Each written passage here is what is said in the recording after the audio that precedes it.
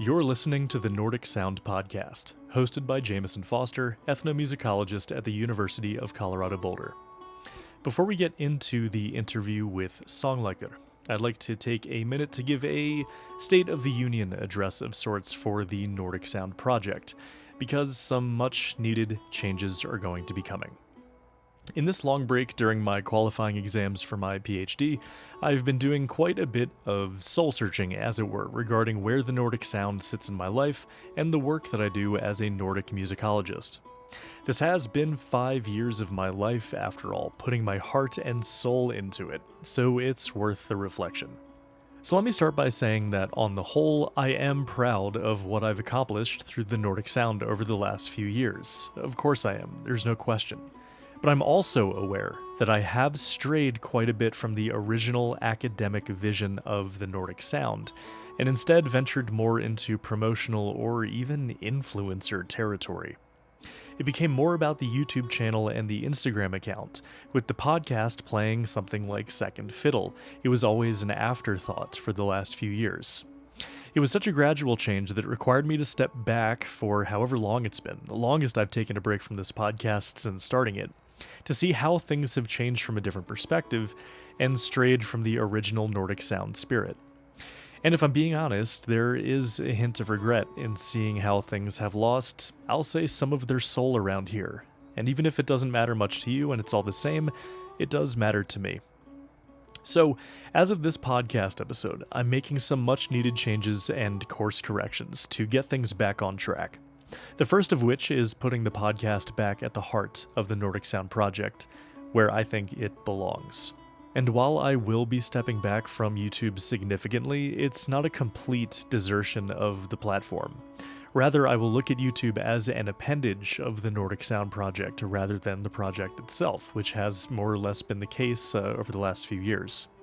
And to that end, I've reinstated the proper home of the project at nordicsoundproject.com, where you'll find a work-in-progress one-stop shop for all the things I do, from album spotlights to blog posts surrounding my research to this very podcast, and without spoiling too much, a much-needed return to the classical North. So if you'd like to support the project, please head on over to patreon.com/JamisonFoster, where we do monthly listening circles of music traditions from around the world. Our most recent was the Falch Ensemble's masterful presentation of Tuvan folk song.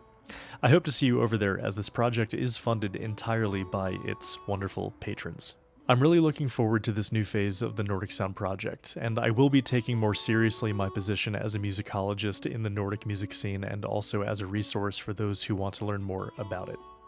So with this in mind, I now present to you the first step forward on this new path with my new interview with the voices of Songleikr.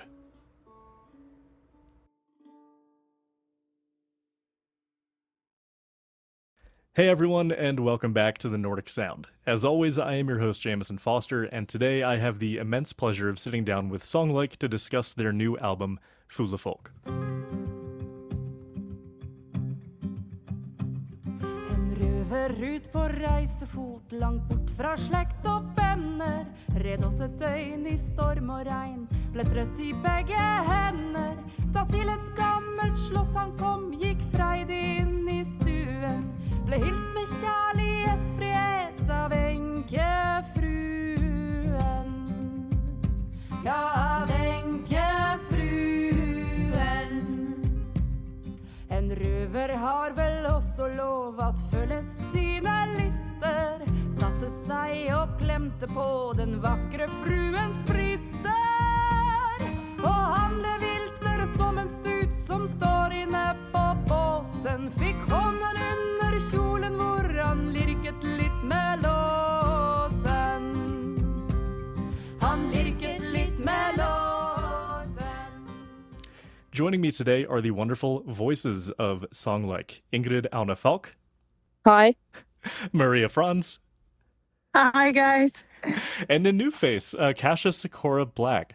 Now, Kasia, most of my listeners are already familiar with Ingrid and Maria from past appearances on the Nordic Sound. So before we jump into talking about Songleikr, would you like to introduce yourself, say a little bit about what you do, what your role is in Songleikr, that sort of stuff, just so people can know who you are before we jump into the thick of things? Absolutely.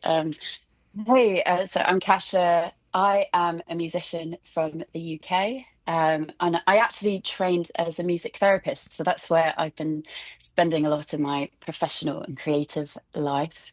I'm a vocalist and a flute player, and into Songleikr, I'm bringing, yeah, just a mix of all of my musical backgrounds and bringing in some composition, arrangement, and different ways of approaching melody, harmony, and it's been amazing collaborating on this project together, and it's exciting putting it live. Oh, yeah, awesome. And thank you for the excellent segue, because my next question was going to be about the tour in general. But before we do that, awesome to hear that you used to do music, or you still do music therapy. That was what I started out wanting to do when I was applying to colleges. So I haven't Really? heard anyone talk about music therapy in quite some time. But yeah, that was what I first wanted to do too. So you ended up, did you end up doing that like in school, or do you do that as a profession? Oh, good question. So I started off by doing a classical music degree, Hmm. and then trained as a music therapist. So I did a master's in the UK, and I've worked for the last 10 years in music therapy. So working across the whole lifespan from premature babies right through to end of life care. And you go into hospitals and schools and family homes, and you can use music in so many different ways Hmm. to help people. It's incredible. Yeah, no, awesome. So really, I never had the opportunity to talk about music therapy on this podcast. So that's just great. So awesome, awesome, good stuff. So if I understand correctly, are you all still on tour, or is the tour over? How is that? Where are we on that? So we basically just started, right? Oh, I feel like you've been going for. Oh, it might feel like just started for you guys. I don't know. For me, I feel like every time I've opened up my phone for the last like month or so, you guys have a new live concert photo. Oh Aha! yeah. Aha, that's positive news. Well, We like to yeah, hear well, this. so we had our first concert the 20th of February at Beta in Copenhagen, Hmm. and then we moved to Paris and then we had one gig in Germany. So we did three gigs, and then we are going back again now in a few weeks. We're going to Utrecht in the Netherlands, and then we have three gigs in Germany. So That is so awesome. I mean, yeah. Then I was right. So a month to the day, really. So what is yeah, that? What has that been like? You know, especially with a new setup. Like, uh, I don't know, just bringing new music to the world for the first time. And your last album was like about 10 years ago or something like that. You know, it's got to be refreshing to play new music, and but also a little scary, sort of like seeing how it works live as opposed to the studio. absolutely. I mean, yeah, Ingrid, do you wanna elaborate a bit on that part? Because yeah, we brought some old gems, but also definitely gave it all with new songs, and it's yeah, yeah. Sorry, Ingrid, say something. Well, I don't know what to say. It's terrifying. Um, it's completely new lineup, and then we live far away from each other, so of course we met to practice. Of course, we're not idiots. But then when we were live, the first show, it was kind of the first time for everything, and I would say it went well. And luckily, we were playing folk, so a few fuck ups, it doesn't really matter. It It's just like adds to the charm. Yeah. yeah, it's I was about to say we're that's very folk music. Yeah, charming. we don't want it to be We're perfect. so And charming. Exactly. there was something about this album and the concept wanting to start with the live feel. So actually, when we were recording it, actually bring the live feel into the studio, into the way in which we were creating the music, so that then when we were bringing it live, we wanted to kind of recapture that charm of the album and keep it as similar to what you're hearing on the record. Yeah. Awesome. Yeah, yeah. So we really made the point of not playing more instrument than we were able to do live, except for 2 songs where we added an organ because we simply couldn't resist. And now we miss an organ live every time we play. Really wishing for that organ sound. Yeah.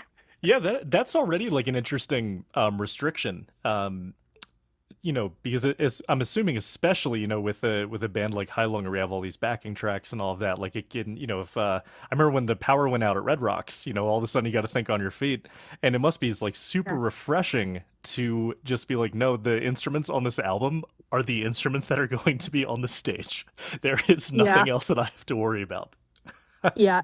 It's a cool dogma, but it also puts some limitations, of course, when we go to bigger stages, and we kind of have to be like, we have to try to sound as large as we can, although we are just 5 people with acoustic instruments. So. When we came to Paris, big stage, big audience, big festival, and we played last, so headlining the last day of the festival. And we come there with our little folk instruments, and the people were like, "Do you have a backdrop?" And we're like, "No."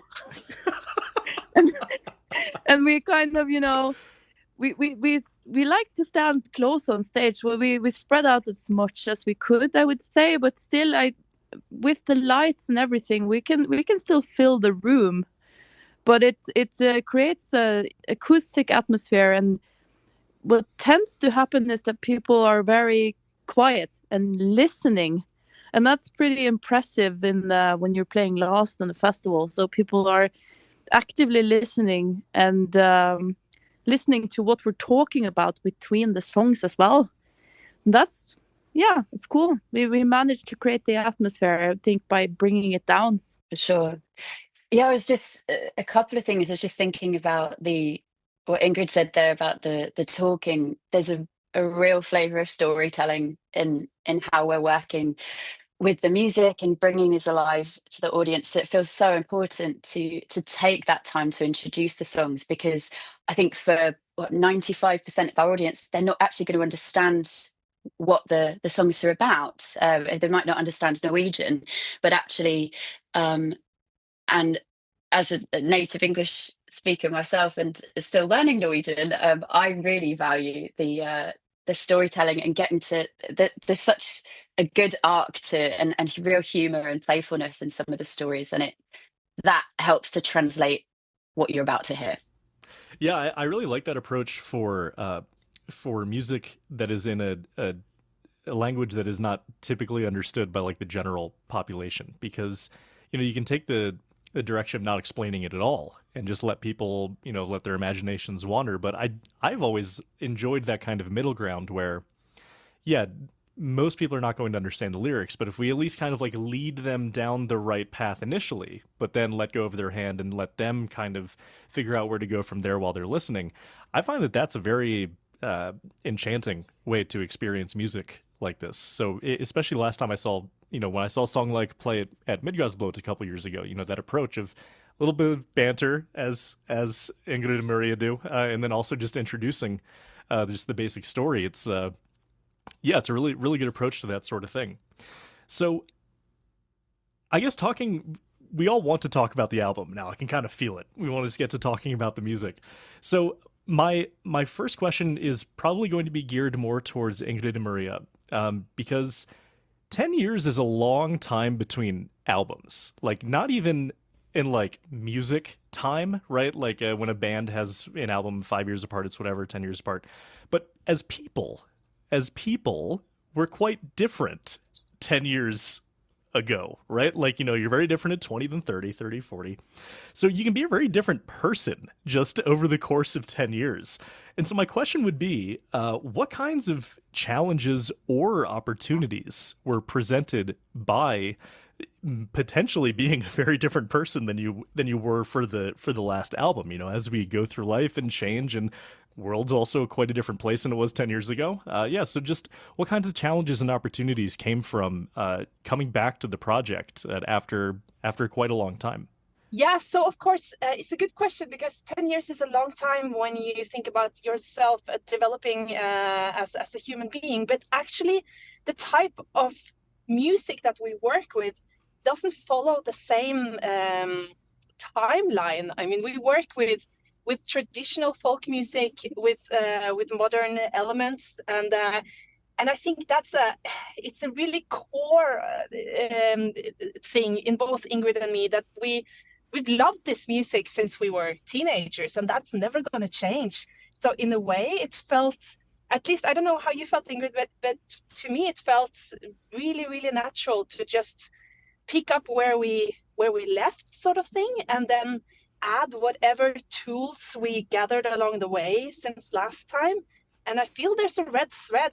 Of course, the production is fundamentally different because we did a live production instead of a fully Christopher Jewell perfect take thing, which was lovely to work with. But yeah, so of course it sounds different, but I think the compositions follow a red thread, right?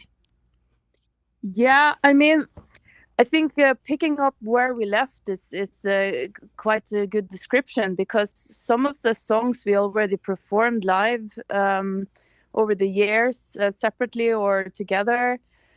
And also, we both carry the dogma with us, with this, what we're not going to do. So not going into the project with rules, but a lot of folk projects nowadays, they have this idea that they has to kind of be amplified or electrified or beatified or whatever it's called, with you know what I mean, like with synthesizers and that it can't just be folk. And then so that was kind of clear from the beginning, that we just want to make something that's kind of down to earth, leaning hard on melody and harmony. So that's like the melody and harmony part, that's quite strong on this album, also on the second one, last one, which also just makes it stronger with Kasia joining, because we have now 3 voices, which is a lot more fun to play around with.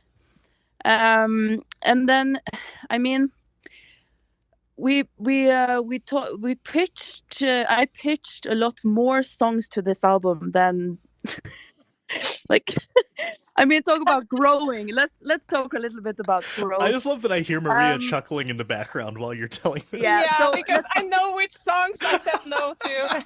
Yeah, so we can talk a little bit about growth, because it is an element in this. So like 10-15 years ago, I had this project that's called like Ingrid Sings Dirty Songs. Ah, yes, I remember. Yeah, and I, a few of those songs, like, they're really good, but they're folky, and they were just never released. So I tried to sneak some of them into this album, and the only one that made it was Kyskhetsbelte. Yeah. That's the only one that made it, because Yeah. Thank you. No, but the other ones are, as you grow older, the things that are like, there's a thin line between being vulgar and being a little bit naughty. And then both Kasia and Maria really helped in this, like, Ingrid, it's time to put some of these songs to rest. You've outgrown this now. It used to be, it's not that they're not funny, but you get my point. It's just like there's some things you don't need to say out loud. We can leave some things to the imagination. Yeah. And we also allowed for this album more songs that are lyrically just about emotions. So it doesn't have to be this strong storytelling element in every song. There's a couple of songs that are just about some felt emotions, and I guess that's pretty grown up. Talking about our feelings is fairly adult, or at least I was told it was. Yeah.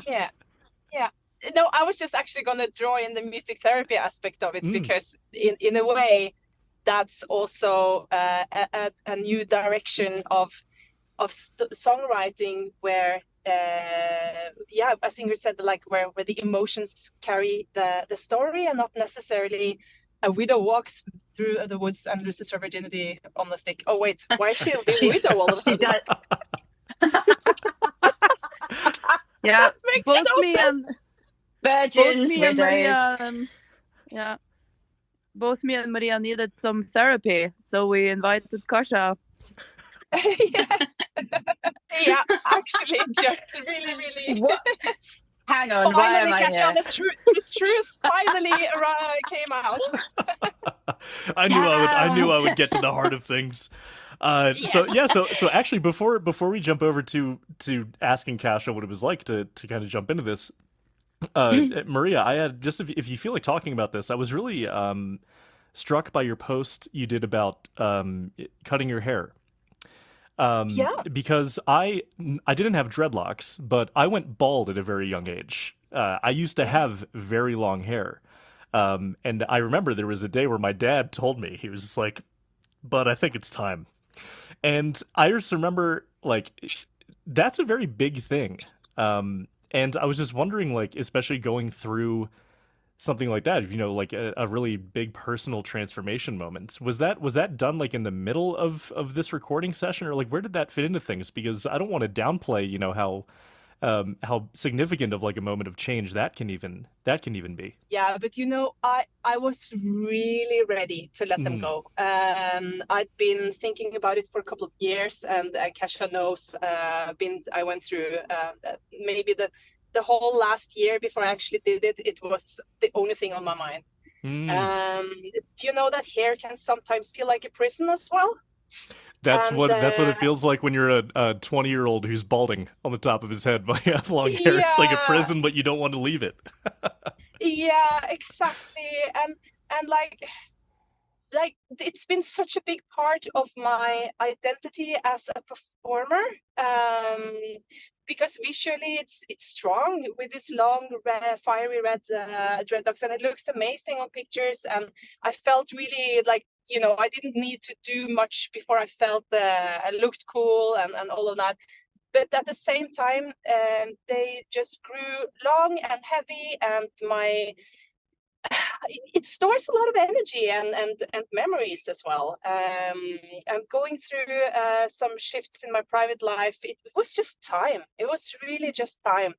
And and so that when the day of the cutting came, the tears I cried was release and relief and gratitude and farewell to many amazing years, but also, there was a last Highland ritual in this constellation as we know it.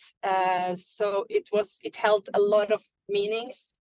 So it was beautiful to do it on stage and be able to cry those tears together with my tribe. And then afterwards, the feeling of being able to fly, because all this weight was gone.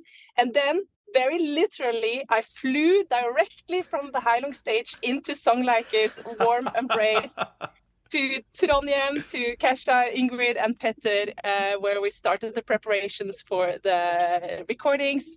And literally combing the leftover dreads out while prepping for this album. So there's a lot of hair therapy in this album for me. I had a feeling it fit in somewhere, because it's been quite a year. Because Kjell Broughton, he cut his off too. So I remember the first time I saw him with his straight hair, I was like, whoa, whole different person.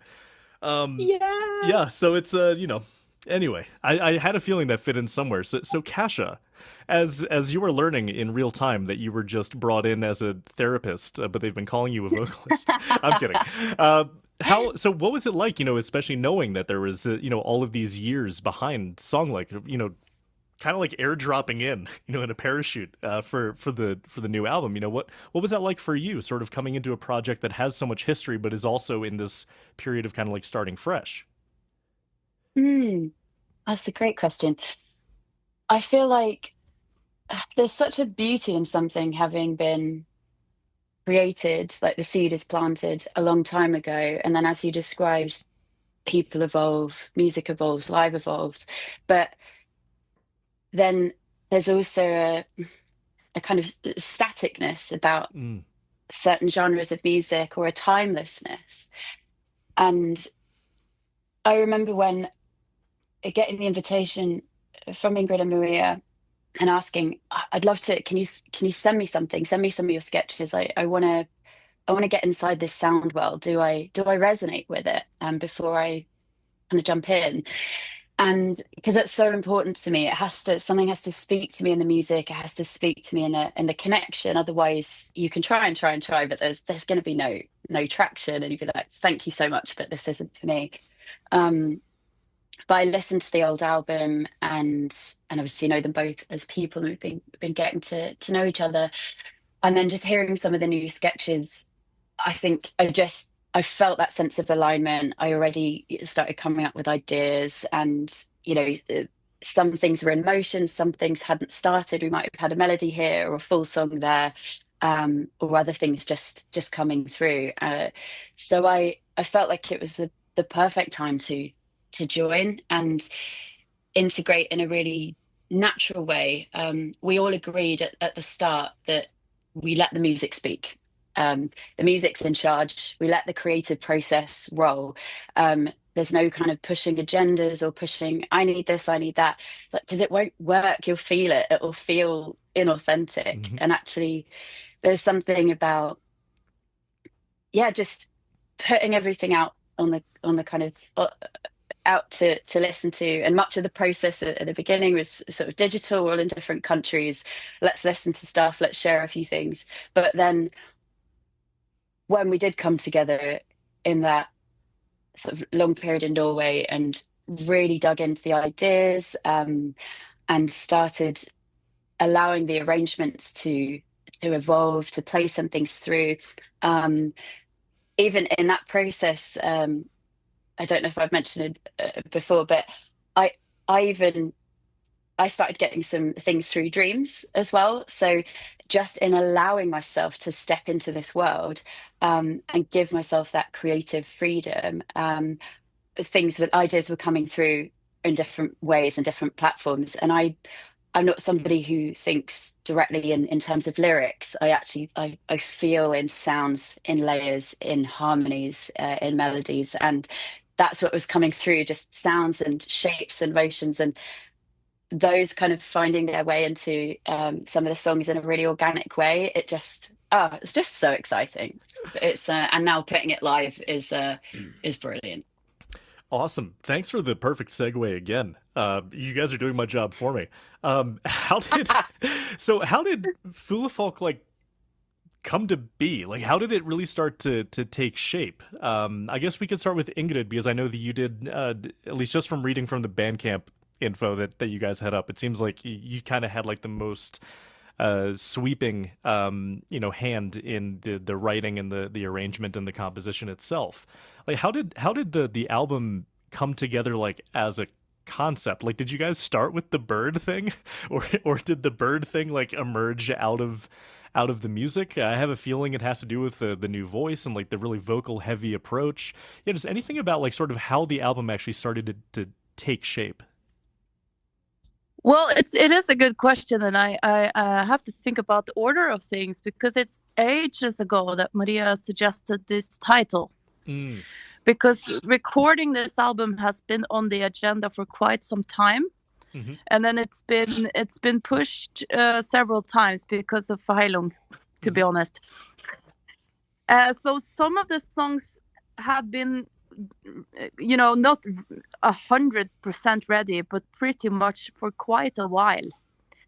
And that's probably the songs that you're referring to, like the ones that I composed and wrote. And then, but that was kind of like half of it. And then we got the album cover design, and it had 3 birds.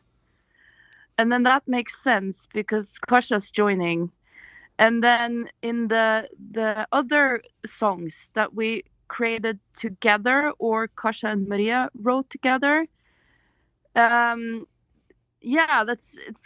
kind of when the bird theme came into place. But it also kind of grew on us while we were at the farm in the Black Box, because we were here for 4 weeks. and everybody was going crazy with their like bird app, because there's like a lot of birds here, and they were staying in the woods and the forest, and so it's kind of a nothing's ever planned with us. It just happens. It's an organic process, this with the birds. Yeah. Is that the correct answer, Maria? Yeah, I think so too. I mean, it's started also as a little bit of a, I don't know, the name kind of just came to me because we already had the first album called Gott Folk, good people or good folk music, and then I knew it would be cool to suggest a title for the second one that had kind of to that continued that. Because Maria has dad humor. She likes dad jokes. So it's like, don't tell that but to it's people. true. I think it works though. I mean, like I had the chuckle when I saw that it took me a second. I was like, oh, Fuglefolk, that's a really good name. And then I thought about it, I was like, the last one was Gottfolk. So I like that. I had this thought. I was like, huh, that's actually kind of cute. Like, I really like that they're continuing like this. You guys are just like different people. To go off the, you were good, now you're birds, and maybe next you'll be bears. I don't know. Bears are hot right now. Who knows? Beautiful. Yeah, it's totally happen. But also, like, I really love the images I get in my mind when I think about bird people, like people who pretend to be birds or want to dress like birds or act like birds, because birds are so fucking cool. And it's a good little mind game, or yeah. Oh, that's awesome. Are you aware you were talking to the biggest bird dork in the Nordic music scene? Not until you mentioned it in the email. I love that. Well, so I have a parrot. You might have heard him screaming in the background. He hates it when I shut him out, but he makes editing the audio a nightmare because he is always chiming in. So he's not allowed in the room while I'm recording. But even back, when Ingrid said everyone had their bird apps out, during the pandemic, my wife and I actually did a birding podcast. We did that to keep ourselves occupied, and it kind of like blew up by accident, and we had like people listening in from like Costa Rica and like Africa, but then she started working too much where we had to stop it. But like, you need to know, I'm a certified bird enthusiast. Like it just made me so happy, like when you guys did the whole post about, oh, this is about birds and everything, I was like, yes, my time is here. Amazing. Hey everyone, Jameson here. Hope you're enjoying the conversation so far. You know I am, and I just wanted to drop in with a little ad break here to remind you that the Nordic Sound has always been funded 100% by its patron support over on patreon.com/JamesonFoster. There's a $5 tier and a $10 tier. The $5 tier gets you access to the monthly listening circle, and the $10 tier will soon give you early access to lecture videos on topics such as Intro to Nordic Folk Instruments, Viking Music Archaeology, and more. These will be structured a lot like the lectures that I do for my online courses here at CU Boulder, so it's essentially kind of like taking a class with me. These funds go pretty much entirely to operating costs, website hosting, podcast hosting, design software, the works, and of course, maybe I do indulge in a coffee or two on a particularly long day. But if you'd like to support the show in other ways, please do not underestimate the impact of a good podcast review on your platform of choice. It's really what brings in new listeners. Without reviews, people don't even know if anyone else is listening, and it's just a whole snowball effect to show that other people are appreciating the work. And of course, it also helps a lot to simply share the podcast to social media. So, consider any of these ways for supporting the project, and as always, thank you for listening, and now, back to the interview with Songleikr.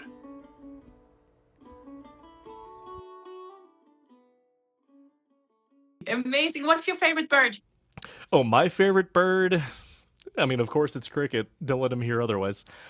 No, I really, I do love really any variety of bluebird. Something about, blue jay or like mountain bluebirds or anything. I'm also, you know what? No, I gotta say my favorite. I don't know if you guys have these in Europe, but they're called nuthatches. What I love about them is their laugh, like while they're running up and down the trees. Yeah. And they bring a smile to my face every time. And the way that they just, woodpeckers are clumsy. They have to climb like monkeys. Nuthatches just walk vertically and the whole time going Yeah. I had a whole follow up when I had Lindy Fye on a couple years ago. We had this whole follow up where my favorite bird in Norway is the little white one that runs along the ground, but it wags its tail. Linale. Yes. Yep. And Lindy kept sending me videos. Is this the one? Is this the one? I'm like, no. She finally found. I was like, yes, that one. And she said it's a Linerla. And since the first time I ever went to Norway, I just came back and I immediately told Alyssa, my wife, like, you need to see this bird. It wags its tail. It's so cute. It's so cute. You don't have that in the US? We might. I don't have it in Colorado. I never saw it. Colorado, I never saw it on the East Coast when I lived there, but all I know is that it was, of all the people I met my first time in Norway, I remembered the bird the most. Yes. Amazing. Oh, we should, before this turns into a reincarnation of my birding podcast, let's get back to the music. So now that we've established that birds are cool, what I think about when I'm looking at the album cover and looking at the name of the album is I can't help but fixate on just how the three voices of this album really define its sound and the music in it. Like, of course, other instruments are there, but it's the voices that really kind of weave everything together. So I'm just curious, especially because they sound so organic on the record, that they really do feel like they're being made on the spot. How did you guys approach like having the third voice and adding things in? Oh, that's really Kasia's, what you call it, fortjeneste. Oh my God. What's that word in English? I should know this too. Fortjeneste. It's your... Forte. Is it a forte? Yes, Yeah. Yeah. Also, but I was wondering what the exact translation is. Like, I think Maria's trying to say we can thank Kasia for that, kind of.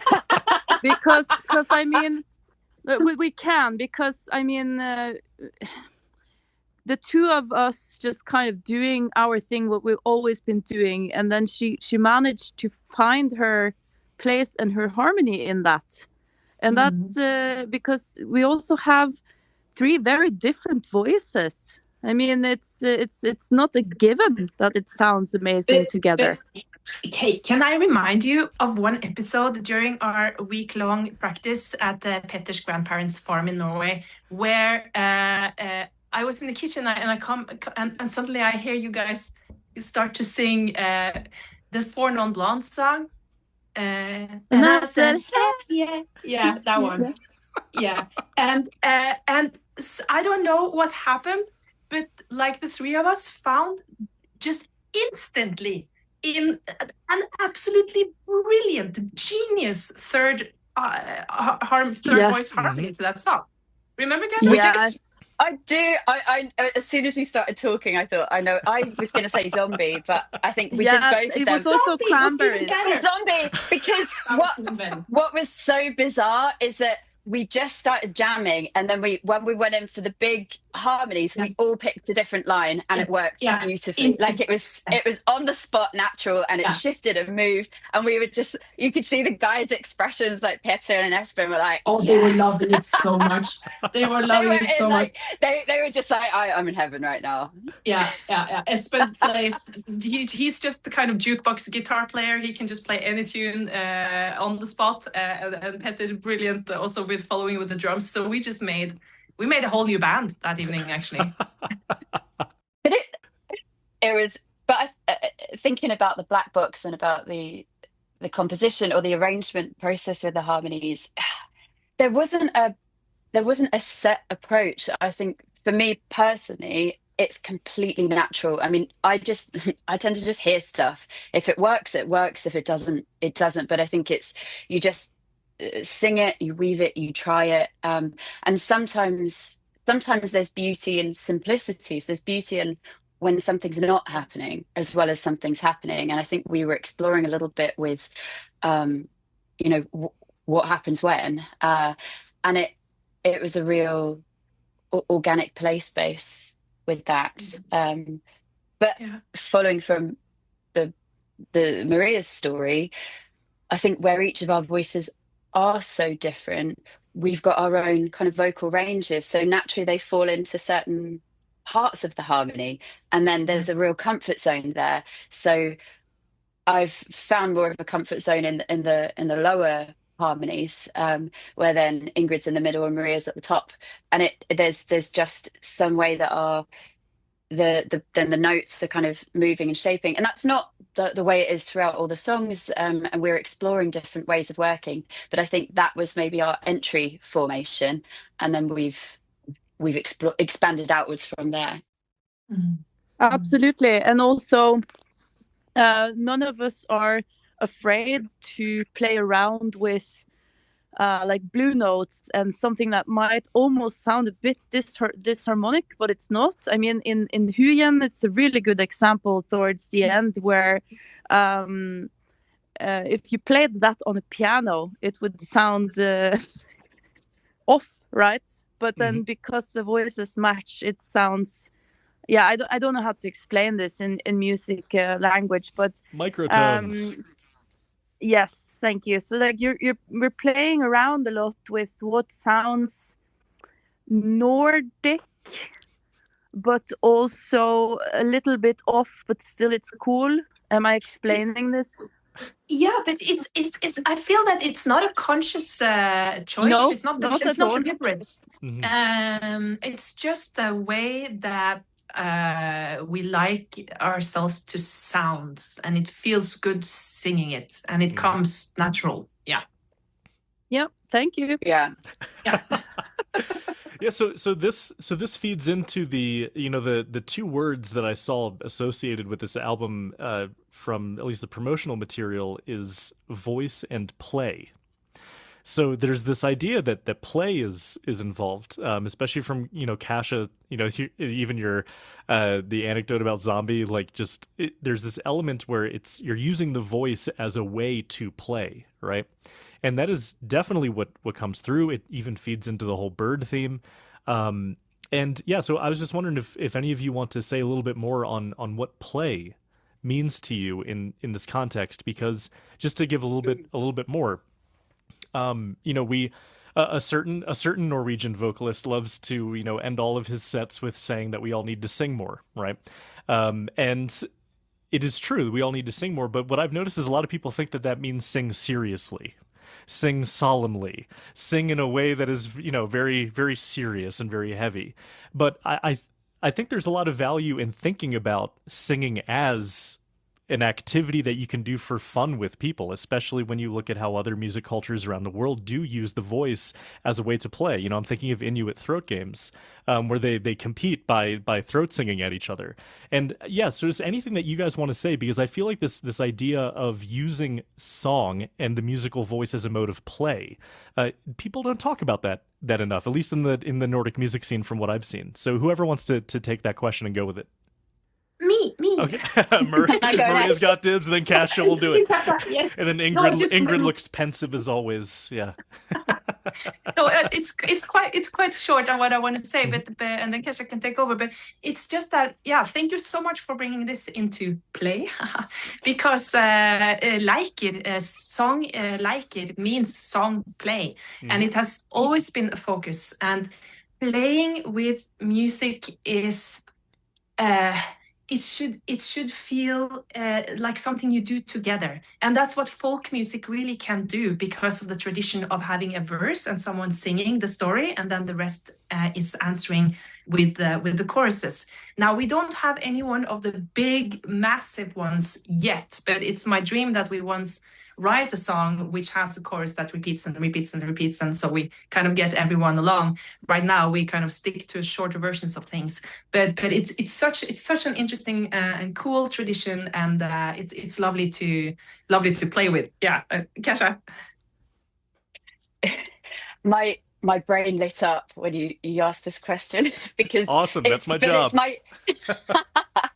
But it's my music therapy brain lit up, because I'm approaching thinking about play in a maybe from a different concept or different context, from what it means to be a person that's given permission to play.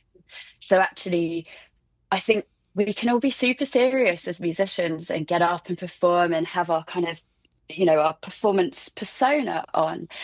But there's something about maybe what we're exploring, what we're playing with Songleikr, where we're saying, but what happens if you bring the person forward and you bring a group of people together, you allow yourself to have permission to just play and to be yourself, to bring that kind of authenticity, yes, through the music, which is already what we've been describing, through the composition, through the arrangement, through the harmonic writing, but then also when that's translated into a live sense, how do you capture it in a room? How do you relate to the people that you're literally playing to, but perhaps there's a sense of playing with? There's not just us and them. There's a whole room of people interacting, and that sense of play can just light up the music if you just disarm yourself as the person sharing that music. You bring a bit of you forward. I don't know. Can I just ask you Maria, a follow-up question? Because I find it so fascinating. I heard you talk about this before when you say to be a person that allow yourself to play, or be allowed to play. What do you can you elaborate just a little bit on that? Sure. So this is sort of my belief, but I believe when we're children, children play so naturally. People are, you watch children kind of do what they do. There's lots of make believe. People are less curtailed, they're not held back. But somehow along the way, as we become adults, we're taught to follow the rules, we're taught to do the job, to be responsible. And a lot of the time we forget how to play, be playful, how to not take ourselves seriously, there's a lot of rule following, or keeping up a certain persona, or having a mask. And everybody has a mask. Like, we all have an adult, a grown-up mask. But there's something about, within music therapy, creating a space where people feel safe enough to be playful, to actually disarm that mask, even just for a little bit, even just for 10 minutes, just to be like, what does it feel like to not have my adult skin on, and just let go, and just even like, in music therapy terms, you could scream and shout and, it be expressive and create using every texture and sound in the room. But in a creative sense, if we want that to sound cool and be translated into art, it's about capturing the energy of that. So you capture the energy of letting go a little bit, and see, what does it sound like when you let go of some of that adult skin, and just and let that out there into the space, into the music, into the dynamic between the people performing, and the dynamic into people, that sort of triangulation between the listeners, the performers, the observers. Like, I don't know. Does that make sense? Absolutely, and I know this is something that resonates with people, because so I'm very fortunate. I get to teach Intro to World Music at Denver University. So I get the immense pleasure of taking all these classical music students and showing them just world music traditions from around, from all over. And so again, these are a whole bunch of, like, the definition of these are the poster children of who you're talking about. Like, they learn to not have fun because they have a job to do. And that's kind of like the classical musician's conundrum that they have to navigate.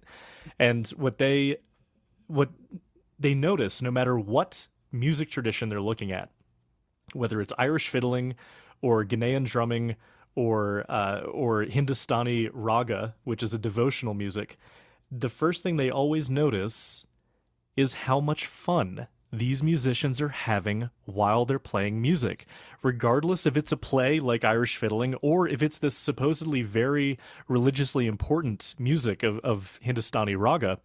They're like, no matter, why is everyone having so much fun except all of the music students in this building when they're doing their recitals? And this is something that I explained to them, like, music, what is the verb we use for music? Of course, we can say we do or make, but we say we play music. And I really use this as a way to introduce these students to, like, you don't have to hate music. I know school can sometimes put you into an adversarial relationship with what you do, but there's so much value in remembering that music, even at its most serious, like in the case of Hindustani music, can and should be fun, right? Because it's something that you're getting to do together, right? But I yeah. thought that's why we're doing this band. Sorry, but I'm confused because I have to squeeze myself into this very uncomfortable adult skin sometimes when I go to work. But I'm definitely not wearing that in the band. No, That's the point. That's the point. I mean, this is talking about dogma. Yes, the music decides and blah blah blah, but I think I've been very clear all along in our friendship, Maria, that I'm not willing to go on stage as anyone else but myself. No, because and you don't want to do it if you don't have fun. Yeah, I don't want to. I'm out if we're not having fun. Like, what's the point? Yes, I'll make my own Songleikr. Like these guys have to kind of sometimes say, but Ingrid, we also have to practice. I was just about to say it. Ingrid hates to practice, and Kasia and me was going crazy. We love to practice because we think it's fun, Ingrid. You just have to find the fun of it. Exactly. It's not fun. Ingrid, you and I have so much in common. It's kind of crazy. But it's okay to practice if I can hang out with you guys. I mean, honestly, I mean that. We had some really cozy practice times, like huddled up in a hotel room, and yeah. We should do that more. Yeah, so before we segue to kind of like the last conversation, I would love to have with you guys, like in a more general sense. What are your favorite songs on the album? If each of you just had to pick one, I'll go for. I love Troll, and I'm also just dying to know what is that about. Like, even listening and then reading the Norwegian and then looking at the translation.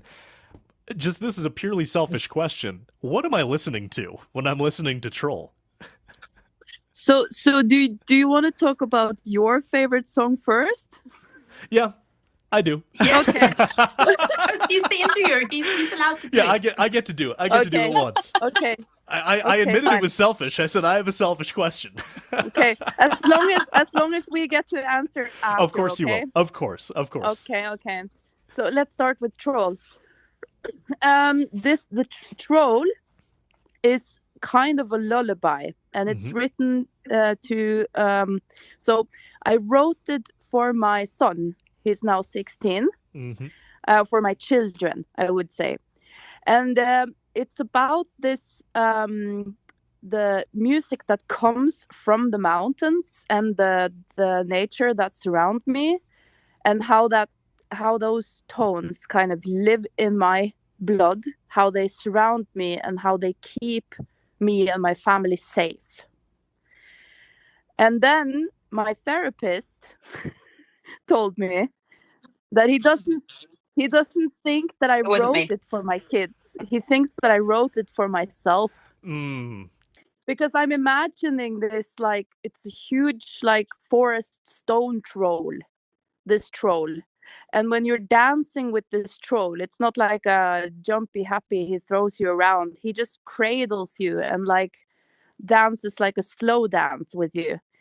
And then my therapist said that I need this troll in my life. That's why I wrote the song.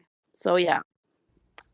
Awesome. I had because I got the lullaby bit, and because it seemed like it was taking the stereotype of a troll as like this thing to be scared of and kind of like turning that on its head, which I'm a huge fan of, because I've written a lot on the role of trolls in Nordic music, like as the teachers of fiddling, and the fact that they're this weird intersection between nature, magic, and music. So trolls fascinate me on like a cultural level. But then seeing how you were playing with the idea of a troll in the lyrics, that fascinated me so much, where I was like, I need to know the answer to this. Yeah, it's a friendly troll. It's a very friendly troll. Good. All right, so Ingrid, thank you for humoring me. As a reward, I will now ask you first. What is your favorite song? I don't want to go first. I don't want to go first. Okay. Then I will. That's not fair. Well, okay. Kasia, what's your favorite? Kasia. It's a really hard question. Hmm. Do you know, I'm going to go with the first one that came into my head because I love Sikora-Black Hmm. because it fills me with so much joy. It's so naughty, but it's also um, but it's one of the first songs I started practicing before coming to Norway for us doing the rehearsal arrangement and recording weeks. And I don't know, I just found the whole lilt of it really enjoyable. It was so easy to get into, and the whole way through then when we've been producing and mixing it and so on, it just brought a smile to my face every time we played it. And now putting it live on stage, it's I think it's a real crowd pleaser. And even my nieces love it. They do not know what it's Yeah. about. But they ask for the song about Lila, and we just go with that. It's a song about Lila, yeah. Oh, that is excellent. Maria. Yeah, well, I have to go with Elden Melder because I love that it's based around this old children's rhyme, which is actually a call to war, a call to action for war, which I didn't know before long after Ingrid and me started writing it. So I think that's super fascinating story-wise, and also it's one of the songs where it's the first song I wrote on, no, the second song I wrote on Yohiko when I started learning that instrument. Now I'm so thrilled to play it on the moraharpe, which gives me a lot of joy. Like instrumentally wise, I've always been just a vocalist. So playing a string instrument or starting to really get that under my skin is so enjoyable. And I can't get enough of playing it live. I think it's absolutely a thrill every time. Ingrid, have you bought enough time to answer the question? I'm just fucking stressing out, thinking back and forth, because to me it's like the songs are so different. But I have a guilty pleasure on this album. It's Tung og Be. Ooh, yes. Because it's like the happiest Songleikr song ever written. Yeah. Because it's can you help me out with this in English, Kasia? So it's not I don't know, not so in major and minor. It's Yeah, it's in a major. It's bright. So it's got a major kind of happy feel to the okay. song. So now you have to Major edit this, tonality. and I'll try again. Okay, because it's a major song, and it's also quite upbeat, and we do a slight choir modulation in the choruses, right? And it's borderline cheesy.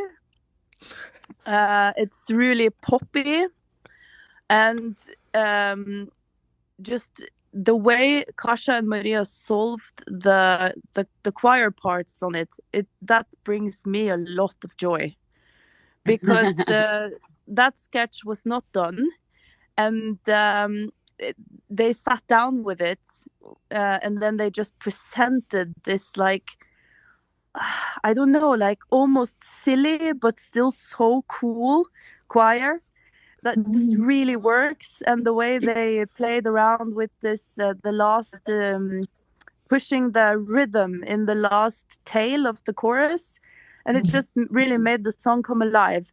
But it's still it's growing on me still, the song, though, because it's like out of the box for Songleikr, but still it has something.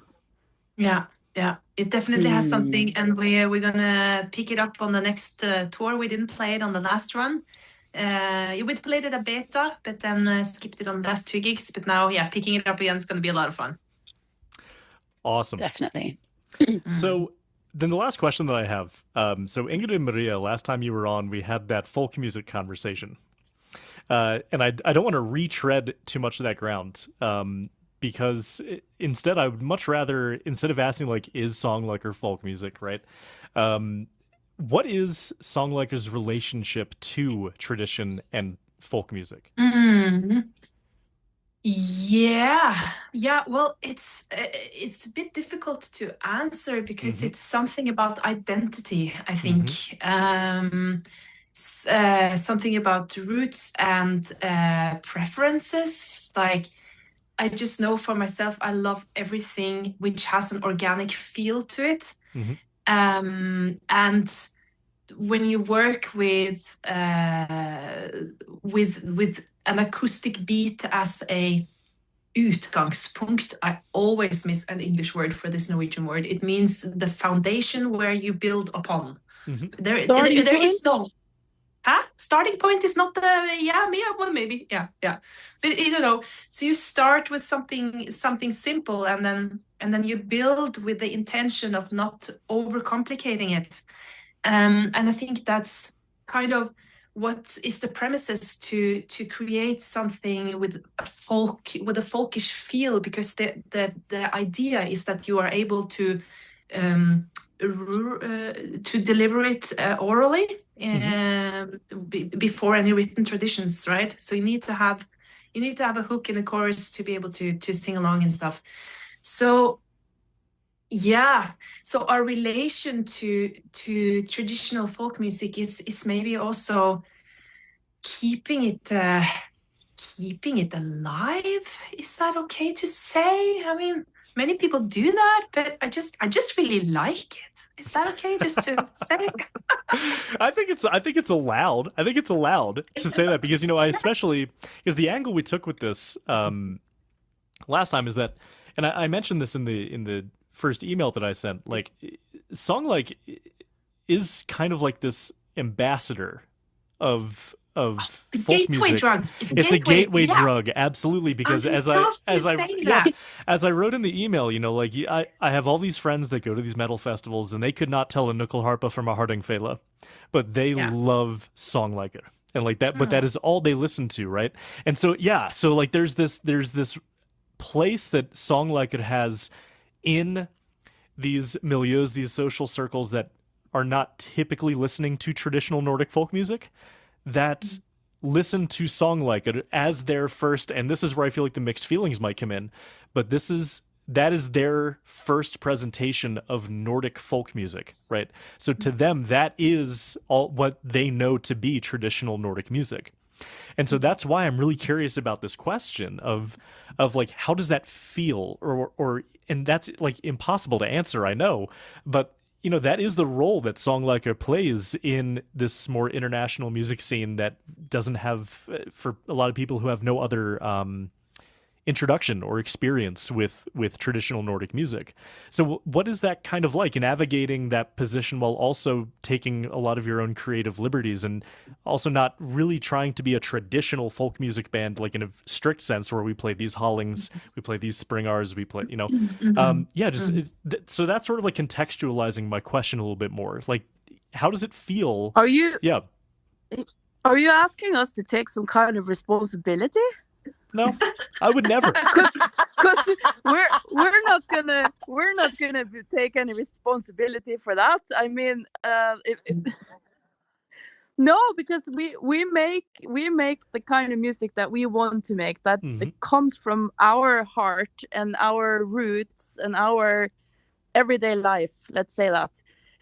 And of course we're influenced by the musical traditions that we grew up with, but we're not like old guys, right? We wanna make it modern and fresh and new. So we're just taking the traditional stuff a step further. It's more modern.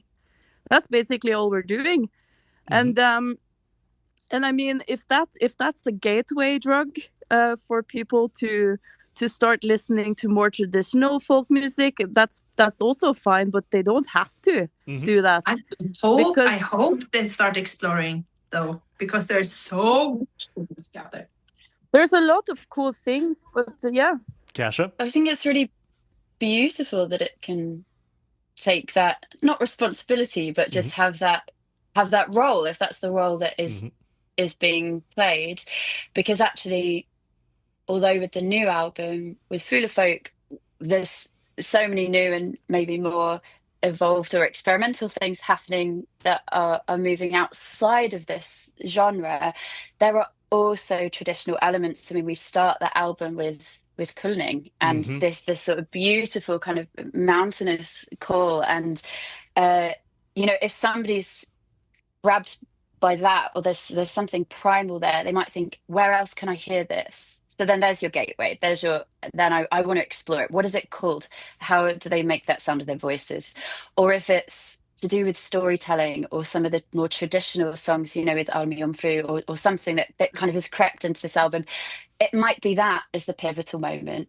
Or actually they could pivot at a different point. It might be Huyen and they think, oh, there's something different happening here. And that could take them into a more spiritual corner. And I think there are lots of different pivot points, and Ingrid, mentioned pop, and there's, I think there's lots of touch points on this album, but it's really beautiful that you describe it holding that role for people as a gateway. Yeah, that's why I wanted to more specifically ask, like, where do you, any of you see, like, maybe this is a better way to ask it. Where do you see the primary point of contact between Songleikr and traditional Nordic folk music? Like, at least for you. Or where is it, like, in the foundation of the music, or how does it just influence how you make the music? I wonder if it's no, sorry. I'm glad this question has us stumped, because that's what I've been thinking about. Well, you already mentioned vocals, right? Mm-hmm. Especially some of the vocals techniques that we sometimes use, but not all the time. Mm-hmm. And then instruments, but again, we're not dogmatic. They didn't necessarily have a mandola in the 1700s in Norway, but some of them. And then some of it, I don't know. It's a little bit hard to answer, because we're not trying to make traditional folk music. Yeah, and it's also, I find it extremely fascinating that you also say, Ingrid, that it's with a modern twist, because I don't have that in mind when I'm composing at all. Not that it should be folk music either, but it's just traditional instruments with some traditional techniques that I love, and I love the storytelling aspects and the playfulness, and that we can work with something that isn't drowning in autotune and overproduced electronic landscapes. So it's just finding that organic feel, and that so many say that it has, especially this album has a more modern twist than the previous one. I think that's so cool. It was never intentional from my side. It just evolved like that. But I think it's so cool that people think that. Mm-hmm. I mean, yeah, that's the first thing I noticed, where, just a few songs in, I'm like, this is not Gottfolk anymore. Like, this is... But what is it? What is it that makes it modern for you? It has to be is it Kunstner? It's something in the first couple of tracks, just at the very beginning, gives you something very different from what was on Gottfolk. And I really think that, and especially for you all, like, recording and writing, and I know that albums are not recorded in order necessarily, so maybe for you they all blend together, but, like, as the listener who is given this album in this package, and I open it and I listen to it 1, 2, 3, 4, I actually think all of your more experimental songs are at the beginning. I mean, like, yeah, you do open with the Kulning, but I'm pretty sure I'm thinking of Kunstner, where, like, the very next one is, like, this very rhythmic, beady vocal track, where just, like, at the beginning it's already something very different, maybe not very, but different enough for me to be like, oh, this is a new approach. And I think you're right, that, like, over the course of the album it does kind of settle into something that is more familiar for song-like style. But yeah, at risk of overstating my point, I really think it makes a difference, the track order, like the order that we're listening to them in, where the most new stuff I feel like is just given to us as an appetizer at the beginning. Wow. Yeah. Cool. Huh. Yeah. And and then also, Ingrid, I need to ask you earlier you were like, a lot of people are doing folk music with synthesizers. Was that a jab at Center of the Universe? Oh, you mean Avestaden? Well, Kenneth, Yeah. Lien, and Center of the Universe. He yeah, had that yeah, Norwegian those electronic guys. folk music where he just does like the dance club But remixes. I love that. I love that stuff. I saw them not so long ago, and I was really dancing my ass off. And I really love what they're doing, like working with the beats and the traditional music stuff, and also his other band with Avestaden. And Oh yeah. That's totally cool, and they can do whatever the fuck they want. Really, it's just. We just said that we didn't want to go in that direction, right? But also, Ingrid, when you say synthesizers, I also feel that often you mean samples, right? Or like electronic sounds. Yeah, I'm an old man. I don't know like computer stuff. Computer terminology. Oh, this is excellent. Well, my friends, this has been a really great conversation, and I think if we can tie a nice little bow on that, because I know the conversation we just had can stump us to the point of like almost being frustrating, but I actually did see in all of us wrestling with that question of like where is the folk music in this?